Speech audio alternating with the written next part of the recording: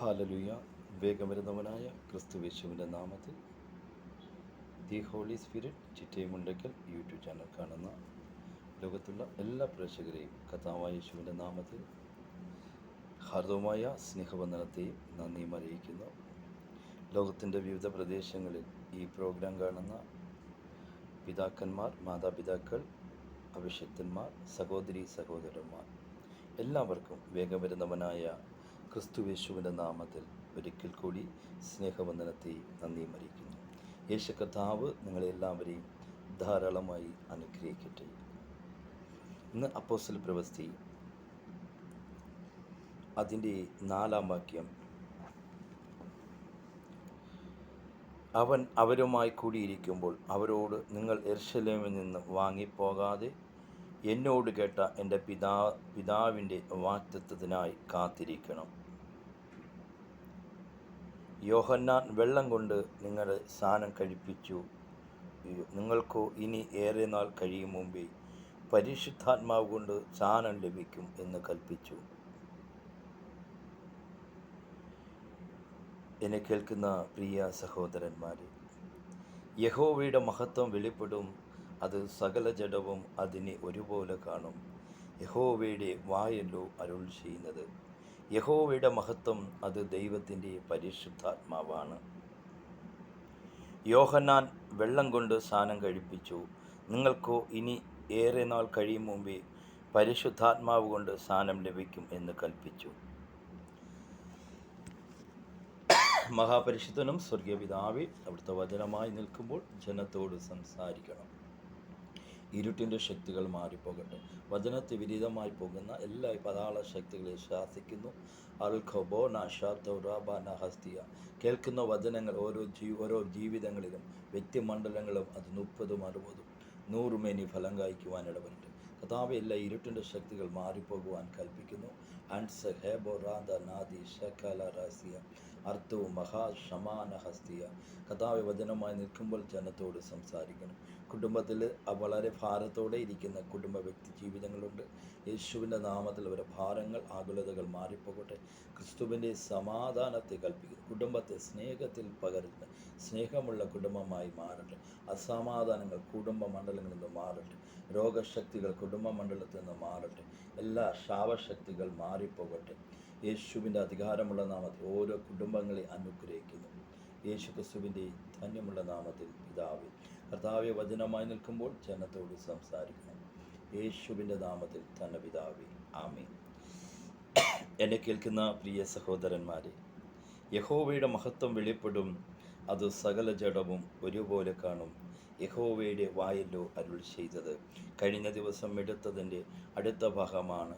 അതേ, യഹോവയുടെ മഹത്വം നിൻ്റെ ജീവിതത്തിൽ വെളിപ്പെടണമെങ്കിൽ നിൻ്റെ ജീവിതത്തിൽ 10 കാര്യങ്ങൾ ക്രമപ്പെടുത്തണം. 2-ാമത്തെ കാര്യം,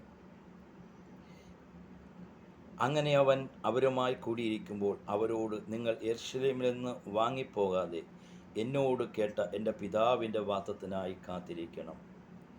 യോഹന്നാൻ വെള്ളം കൊണ്ട് സ്നാനം കഴിപ്പിച്ചു, നിങ്ങൾക്കോ ഇനി ഏറെ നാൾ കഴിയും മുമ്പേ പരിശുദ്ധാത്മാവ് കൊണ്ട് സ്നാനം ലഭിക്കുമെന്ന് കൽപ്പിച്ചു. അവർ ഒരുമിച്ച് കൂടിയിരുന്നപ്പോൾ അവർ അവനോട്, കർത്താവേ, നീ ഇസ്രായേലിൻ്റെ ഈ കാലത്തിലോ രാജ്യത്തെ യഥാസ്ഥാനമാക്കി കൊടുക്കുമോ എന്ന് ചോദിച്ചു. അവൻ അവരോട്, പിതാവ് തൻ്റെ സ്വന്തം അധികാരത്തിൽ വെച്ചിട്ടുള്ള കാലങ്ങളെയോ സമയങ്ങളെയോ അറിയുന്നത് നിങ്ങൾക്ക് ഉള്ളതല്ല. എന്നെ കേൾക്കുന്ന പ്രിയ സഹോദരന്മാരെ, അവർ ഒരുമിച്ച് കൂടിയിരിക്കുമ്പോൾ അവർ അവനോട്, കർത്താവേ, നീ ഇസ്രായേലിന് ഈ കാലത്തിലെ രാജ്യം യഥാസ്ഥാനത്താക്കി കൊടുക്കുന്നത് എന്ന് ചോദിച്ചു. അവൻ അവരോട്, പിതാവ് തൻ്റെ സ്വന്തം അധികാരത്തിൽ വെച്ചിട്ടുള്ള കാലങ്ങളെയോ സമയങ്ങളെയോ അറിയുന്നത് നിങ്ങൾക്ക് ഉള്ളതല്ല. എന്നാൽ പരിശുദ്ധാത്മാവ് നിങ്ങളുടെ മേൽ വരും. പരിശുദ്ധാത്മാവ് നിങ്ങളുടെ മേൽ വരുമ്പോൾ നിങ്ങൾ ശക്തി ലഭിച്ച് യെരൂശലേമിലും യഹൂദയിലും എല്ലായിടത്തും ശരമയിലും ഭൂമിയിലെ അറ്റത്തോളം എൻ്റെ സാക്ഷികളാകുമെന്ന് പറഞ്ഞു. ഇത് പറഞ്ഞ ശേഷം അവർ കാണെ അവൻ ആരോഹണം ചെയ്തു. ഒരു മേഘം അവനെ മൂടിയിട്ട് അവൻ അവരുടെ കാഴ്ചയ്ക്ക് മറഞ്ഞ്. അവർ പോകുന്ന നേരം അവർ ആകാശത്തേക്ക് ഉറ്റുനോക്കുമ്പോൾ വെള്ളവസ്ത്രം ധരിച്ച 2 പുരുഷാരം അവരുടെ അടുക്കൽ നിന്ന്, ഗലീല പുരുഷന്മാരെ, നിങ്ങൾ ആകാശത്തിലേക്ക് നോക്കി നിൽക്കുന്നത് എന്ത്? ഗലീല പുരുഷന്മാരെ, നിങ്ങൾ ആകാശത്തിലേക്ക് നോക്കി നിൽക്കുന്നത് എന്ത്? നിങ്ങളെ വിട്ട് സ്വർഗാരോഹണം ചെയ്ത ഈ യേശുവിനെ സ്വർഗത്തിലേക്ക് പോകുന്നവനായി നിങ്ങൾ കണ്ടതുപോലെ തന്നെ അവൻ വീണ്ടും വരുമെന്ന് പറഞ്ഞു. എന്നെ കേൾക്കുന്ന പ്രിയ സഹോദരന്മാരെ, ഒന്ന്, നിൻ്റെ ജീവിതത്തിൽ വാഗ്ദത്തത്തിനായി കാത്തിരിക്കണം. അതുപോലെ തന്നെ വാഗ്ദത്തത്തിനായി കാത്തിരിക്കുന്ന വ്യക്തി ജീവിതങ്ങൾ ദൈവത്തിൻ്റെ കൽപ്പനകളെ വചനം പാലിക്കുവാൻ തയ്യാറെടുക്കണം. രണ്ടാമത്, കാത്തിരിക്കണം. ക്ഷമയോടെ കാത്തിരുന്നെങ്കിൽ മാത്രമേ ദൈവത്തിൻ്റെ അഭിഷേകം ലഭിക്കുവാൻ സാധിക്കത്തുള്ളൂ. യഹോവയുടെ മഹത്വം വെളിപ്പെടും, അത് സകല ജഡവും അതിനെ ഒരുപോലെ കാണും. യഹോവയുടെ വായല്ലോ അരുൾ ചെയ്യുന്നത്. നീ രണ്ടാമത്തെ കാര്യം, ജീവിത സാഹചര്യങ്ങൾ ക്രമപ്പെടുത്തണം. അഭിഷേകം ലഭിക്കണമോ? യഹോവയുടെ മഹത്വം നിൻ്റെ ജീവിതത്തിൽ വെളിപ്പെടണമോ? ജീവിത സാഹചര്യങ്ങൾ, ജീവിതത്തെ ക്രമക്കേടുകളെ മാറ്റി അത് ക്രമപ്പെടുത്തിയെങ്കിൽ മാത്രമേ അത് അഭിഷേകം നിനക്ക് ലഭിക്കത്തുള്ളൂ. പെട്ടെന്ന് ഒരു ദിവസം കൊണ്ട് ഒരു പ്രവാചകൻ കൈവച്ചാൽ ഒരിക്കലും അഭിഷേകം നിന്നിൽ പകരുന്നതല്ല. നിന്നിൽ സ്ഥിരമായിരിക്കുന്ന ദൈവത്തിൻ്റെ അഭിഷേകം വേണമെങ്കിൽ നീ ജീവിത സാഹചര്യങ്ങൾ ക്രമപ്പെടുത്തണം. ഞാൻ പരിശുദ്ധാത്മാവിനെ എനിക്ക് ലഭിക്കപ്പെട്ടത്, ഞാൻ അത് ബൈബിൾ ക്ലാസ് പഠിക്കുന്ന വേളയിൽ അതേ ഞങ്ങൾ 10 ദിവസത്തോളം ഉപവാസ പ്രാർത്ഥനയുണ്ടായിരുന്നു. കണ്ടിന്യൂവായുള്ള ഉപവാസം. ആ സമയങ്ങളിൽ ഞങ്ങളുടെ ജീവിത സാഹചര്യങ്ങൾ ക്രമപ്പെടുത്തി. അത് ഞങ്ങളുടെ നോട്ടത്തിലോ സംസാരത്തിലോ വാക്കിലോ ചിന്താവിചാരങ്ങളിലോ ഒന്നും അശുദ്ധമായൊന്നും കടന്നു വരാതെ ആ ദൈവത്തിൻ്റെ പരിശുദ്ധാത്മാവിന് വേണ്ടി വാഞ്ചയോടെ ആഗ്രഹത്തോടെ കാത്തിരുന്നപ്പോൾ അതിൻ്റെ 7-ാം ദിവസം ദൈവത്തിൻ്റെ പരിശുദ്ധാത്മാവ് എന്നിൽ ഇറങ്ങി വരുവാനിട വന്നു. വലിയ ഒരു കൈ എൻ്റെ കലമയിൽ വരുന്ന ഒരു കാഴ്ച കണ്ടു. ഞാൻ മരിച്ചവനെ പോലെ തെറിച്ചു വീണു. അവിടെ നിന്ന് അന്യഭാഷയിൽ ആരാധിക്കുവാനും അന്യഭാഷ ഉച്ചരിക്കുവാനും ഇടവന്നു. എന്നെ കേൾക്കുന്ന പ്രിയ ദൈവജനമേ, നീ പരിശുദ്ധാത്മാവ് ലഭിക്കണമെങ്കിൽ, യഹോവയുടെ മഹത്വം നിൻ്റെ ജീവിതത്തിൽ വെളിപ്പെടണമെങ്കിൽ, നീ ജീവിത ക്രമങ്ങൾ, ജീവിതത്തിൻ്റെ സാഹചര്യങ്ങളിൽ നിന്നിലുള്ള കുറവുകളെ അത് ക്രമീകരിക്കുവാൻ, അതിൽ പാപമോചനം നേടുവാൻ സാധിക്കണം. കർത്താവേ, ഞാൻ ഈ വിഷയത്തിന് മേൽ എൻ്റെ ജീവിതത്തിൽ പാപമുണ്ട് കർത്താവേ, എന്നോട് നീ ക്ഷമിക്കണമേ, എന്നോട് പൊറുക്കണമേ. കർത്താവേ, നോട്ടത്തിലോ വാക്കിലോ എൻ്റെ ജീവിതത്തിൽ കുറവുകളുണ്ട്, അവിടെ നിന്ന് തന്നെ ശുദ്ധീകരിക്കണമേ. അവിടുത്തെ വിശുദ്ധ രക്തത്താൽ ശുദ്ധീകരിക്കണമെന്ന് നമ്മൾ ഓരോന്ന് നമ്മുടെ ജീവിതത്തിൻ്റെ കുറവുകൾ ദൈവസന്നിധിയിൽ ഏറ്റുപറയുവാൻ സാധിക്കുന്നെങ്കിൽ മാത്രമേ നമുക്ക് യഹോവയുടെ മഹത്വം ജീവിതത്തിൽ വെളിപ്പെടുവാൻ സാധിക്കത്തുള്ളൂ. യഹോവയുടെ മഹത്വം വെളിപ്പെടും, അത് സകല ജഡവും അതിനെ ഒരുപോലെ കാണും. യഹോവയുടെ വായല്ലോ അരുൾ ചെയ്യുന്നത്. മത്തായിയുടെ സുവിശേഷം അതിൻ്റെ 15-ാം അധ്യായം 18-ാം വാക്യം, 18 മുതൽ 20 വാക്യങ്ങൾ. എല്ലാം വയറ്റിൽ ചെന്നിട്ട് മറപ്പുരയ്ക്ക് പോകുന്നു എന്ന് ഗ്രഹിക്കുന്നില്ലയോ? വായിൽ നിന്ന് പുറപ്പെടുന്നതത്രേ ഹൃദയത്തിൽ നിന്ന് വരുന്നു, അത് മനുഷ്യനെ അശുദ്ധമാക്കുന്നു. എങ്ങനെയെന്നാൽ ദുശ്ചിന്ത, കുലപാതകം, വ്യഭിചാരം, പരസംഗം, മോഷണം, കള്ളസാക്ഷ്യം, ദൂഷണം എന്നിവ ഹൃദയത്തിൽ നിന്ന് പുറപ്പെടുന്നു. മനുഷ്യനെ അശുദ്ധമാക്കുന്നത് ഇതത്രേ. കഴുകാത്ത കൈകൊണ്ട് ഭക്ഷിക്കുന്നതോ മനുഷ്യനെ അശുദ്ധനാക്കുന്നില്ല. എന്നെ കേൾക്കുന്ന പ്രിയ ദൈവജനമേ, ദൈവത്തിൻ്റെ പരിശുദ്ധാത്മാവിനെ നിനക്ക് നേടണമോ? ഈ വചനം അനുസരിച്ചെങ്കിൽ മാത്രമേ ദൈവത്തിൻ്റെ പരിശുദ്ധാത്മാവിനെ നിൻ്റെ ജീവിതത്തിൽ ലഭിക്കത്തുള്ളൂ. അല്ലാതെ ചുളുവിൽ പരിശുദ്ധാത്മാവിനെ ലഭിക്കാമെന്ന് വിചാരിച്ചാൽ ഒരിക്കലും നടക്കത്തില്ല. നിൻ്റെ ജീവിതത്തിൽ നിൻ്റെ ഹൃദയത്തിലുള്ളത് എന്താണ് അത് വായിൽ നിന്ന് പുറപ്പെടും. ആദ്യമേ നീ ഒന്ന് ചെയ്യേണ്ടത് നിൻ്റെ ഹൃദയത്തെ ശുദ്ധിയാക്കണം. ഹൃദയത്തിന്, ദൈവരാജ്യത്തിന് വിരോധമായുള്ള എല്ലാ അശുദ്ധ ചിന്തകളെയും യേശുവിൻ്റെ നാമത്തിൽ കമാൻഡിങ് ചെയ്യണം. യേശുവിൻ്റെ നാമത്തിൽ ഇരുട്ടിൻ്റെ ശക്തികൾ മാറിപ്പോകുവാൻ കൽപ്പിക്കണം. എന്നെങ്കിൽ മാത്രമേ ഇതിൽ നിന്ന് നിനക്ക് മോചനം നേടുവാൻ സാധിക്കത്തുള്ളൂ. നിൻ്റെ ജീവിതത്തിൻ്റെ കുറവുകളെ ദൈവസന്നിധിയിൽ പറയുവാൻ സാധിക്കണം. അതേ ജീവിതത്തിൻ്റെ ഈ കുറവുകൾ. രണ്ടാമത്തെ കാര്യം, ഇത് നീ ക്രമപ്പെടുത്തിയാൽ നിനക്ക് പരിശുദ്ധാത്മാവിനെ ലഭിക്കുവാൻ ഒന്നാമത്തെ ഘട്ടമായി അത് ഒരു സാഹചര്യമായി മാറും. പരിശുദ്ധാത്മാവിനെ ലഭിക്കുവാൻ വായിൽ നിന്ന് പുറപ്പെടുന്നതോ ഹൃദയത്തിൽ നിന്ന് വരുന്നോ അത് മനുഷ്യനെ അശുദ്ധനാക്കുന്നു. എങ്ങനെയെന്നാൽ ദുശ്ചിന്ത. ഞാൻ ഇന്ന് ഒരു കാര്യം പറയുവാൻ താല്പര്യപ്പെടുന്നു. ദുശ്ചിന്ത എന്താണ്?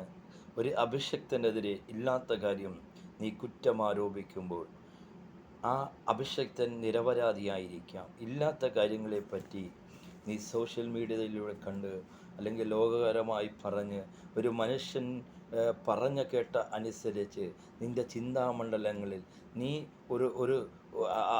ഒരു ഡയറക്ഷൻ ചെയ്ത് നീ ഇല്ലാത്ത കാര്യങ്ങൾ അത് ഒന്നുകൂടെ പൊലിപ്പിച്ച് ഒരു 10 വാക്കുകൂടെ പൊലിപ്പിച്ച് നീ മറ്റുള്ളവരോട് പറയുമ്പോൾ അത് ദുശ്ചിന്തയുടെ ക്രിയയിലേക്ക് കടന്നു വരികയാണ്. അങ്ങനെ ചെയ്തെന്ന വ്യക്തി ജീവിതമേ നിനക്കൊരിക്കലും ദൈവത്തിൻ്റെ പരിശുദ്ധാത്മാവിനെ ലഭിക്കുവാൻ സാധ്യതയില്ല. നീ മാനസാന്തരപ്പെടുവാൻ, നീ അങ്ങനെ പ്രവർത്തിക്കുന്ന വ്യക്തിയാണോ? മറ്റുള്ളവർക്കെതിരെ ദൂഷണം പറയുന്ന വ്യക്തിയാണോ? മറ്റുള്ളവർക്കെതിരെ ദുശ്ചിന്തകൾ പ്രയോഗിക്കുന്ന വ്യക്തിയാണോ? മറ്റുള്ളവർക്ക് ദുശ്ചിന്ത വിചാരങ്ങൾ സംസാരിക്കുന്ന വ്യക്തികളാണോ?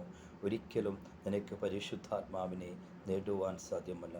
അതിൽ നീ ജീവിതത്തിൽ ആ കാര്യത്തെ ക്രമപ്പെടുത്തി മാനസാന്തരപ്പെടുവാൻ. കർത്താവേ, എൻ്റെ ജീവിതത്തിൽ ദുശ്ചിന്ത വിചാരങ്ങളുണ്ട്, ദുശ്ചിന്ത വാക്കുകളുണ്ട്, നോട്ടങ്ങളുണ്ട്, ആലോചനകളുണ്ട്.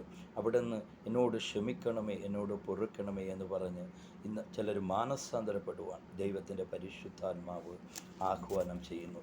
ദുശ്ചിന്ത എന്ന് പറഞ്ഞാൽ അത് മനുഷ്യനോട് പലതും പറയുവാൻ പറ്റാത്തതാണ്. ഒരു ദുശ്ചിന്തയെപ്പറ്റി നമുക്ക് വേദപുസ്തകത്തിൽ വായിക്കുവാൻ സാധിക്കും. ഉൽപ്പത്തി പുസ്തകം അതിൻ്റെ 39 അധ്യായം 5 മുതൽ വായിക്കുമ്പോൾ കാണുവാൻ സാധിക്കും. അവൻ്റെ വീട്ടിന് തനിക്കുള്ള സകലത്തിനും അവൻ വിചാരണാക്കിയത് മുതൽ യഹോവ യോസേഫിന് നിമിത്തം ഇസ്രായേലിനും വീടിനും അനുഗ്രഹിച്ചു. വീട്ടിലും വയലിലും അവനുള്ള സകലത്തിനും യഹോവയുടെ അനുഗ്രഹം ഉണ്ടായി. അവൻ തനിക്കുള്ളതൊക്കെയും യോസേഫിൻ്റെ കയ്യിൽ ഏൽപ്പിച്ചു. താൻ ഭക്ഷിക്കുന്നത് ഭക്ഷണമൊഴികെ അവൻ്റെ കൈവശമുള്ള മറ്റ് യാതൊന്നിനും അവൻ അറിഞ്ഞില്ല. യോസേഫ് കോമളനും മനോരൂപിയും ആയിരുന്നത് കൊണ്ട് യജമാനൻ്റെ ഭാര്യ യോസേഫിൻ്റെ മേൽ കണ്ണുപതിച്ചു. എന്നോടുകൂടെ ശയിക്കുക എന്ന് പറഞ്ഞു. അവൻ അതിന് സമ്മതിക്കാതെ യജമാനൻ്റെ ഭാര്യയോട്, ഇതാ ഈ വീട്ടിൽ എൻ്റെ കൈവശമുള്ള യാതൊന്നും എൻ്റെ യജമാനൻ അറിയുന്നില്ല. തനിക്കുള്ളതൊക്കെയും എൻ്റെ കയ്യിൽ ഏൽപ്പിച്ചിരിക്കുന്നു. ഈ വീട്ടിൽ എന്നേക്കാൾ വലിയവനില്ല. നീ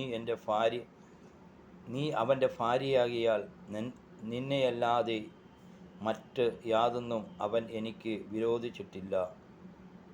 ഞാൻ എൻ്റെ ഈ മഹാദോഷം പ്രവർത്തിച്ച് ദൈവത്തോട് പാപം ചെയ്യുന്നത് എങ്ങനെ എന്ന് പറഞ്ഞു. അവൾ ദിനം പ്രതി യോസേഫിനോട് പറഞ്ഞിട്ട് അവളോടുകൂടെ ശയിപ്പാനോ അവളുടെ അരികെ ഇരിപ്പാനോ അവൻ അവളെ അനുസരിച്ചില്ല. ഒരു ദിവസം അവൻ തൻ്റെ പ്രവൃത്തി ചെയ്യുവാൻ. എന്നെ കേൾക്കുന്ന പ്രിയ ദൈവജനമേ, ഇതാണ് ദുശ്ചിന്ത. ദുശ്ചിന്ത നിൻ്റെ ജീവിതത്തിൽ കടന്നു വന്നാൽ ഒരിക്കലും നിനക്ക് നിത്യജീവനെ നേടുവാൻ സാധിക്കത്തില്ല. ഒരിക്കലും നിനക്ക് പരിശുദ്ധാത്മാവിനെ ലഭിക്കുവാൻ സാധിക്കത്തില്ല.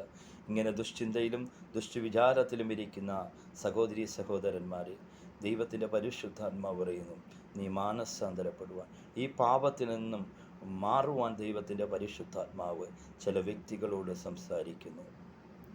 ഒരു ദിവസം അവൻ തൻ്റെ പ്രവൃത്തി ചെയ്യുവാൻ വീട്ടിനകത്ത് ചെന്ന് വീട്ടിലുള്ളവർ ആരും അവിടെ ഇല്ലായിരുന്നു. അവൾ അവൻ്റെ വസ്ത്രം പിടിച്ച് എന്നോടുകൂടി ശയിക്കുക എന്ന് പറഞ്ഞു.